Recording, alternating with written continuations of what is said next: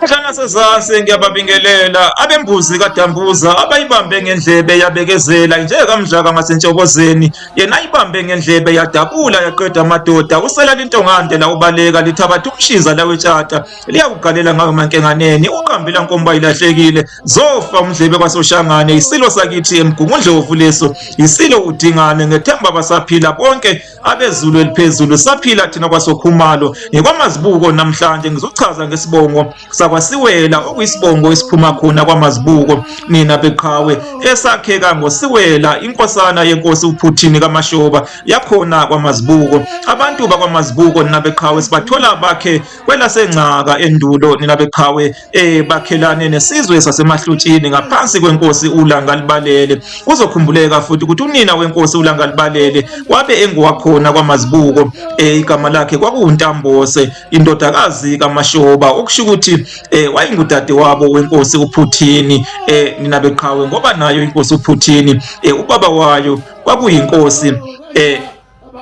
nina beqhawe uMashoba nina bezulu eliphezulu usiwela lona okwakheka ngaye isibongo wayeyinkosana yenkosi uPhuthini uPhuthini kaMashoba nina bezulu eliphezulu okusho ukuthi wabe engumzala wenkosi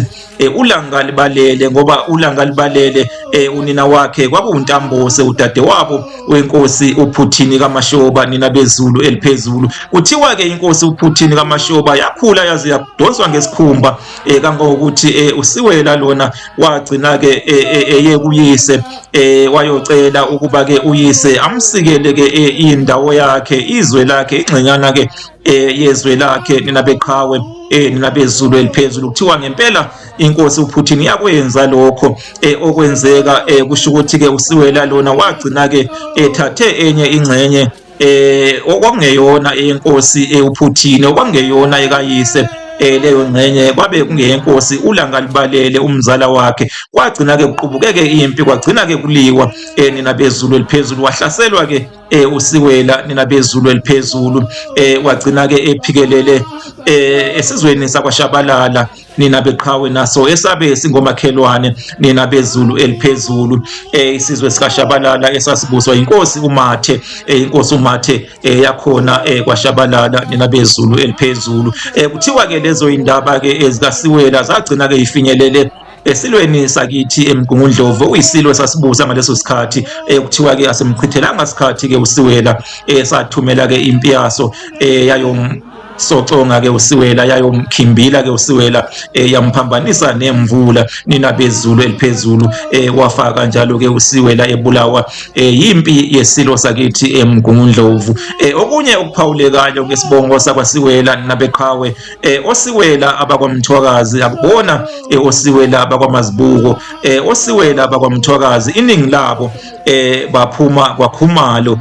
bangabe sende likasiwela kwaKhumalo usiwela kaGasa wakwaKhumalo nina beqhawe ngizwa kuthiwa kukhona futhi abanye usiwela ongebona abakwaKhumalo khona lena kwelikamzilikazi kaMashobana nina bezulu eliphezulu okusho ukuthi ke osiwela ke labo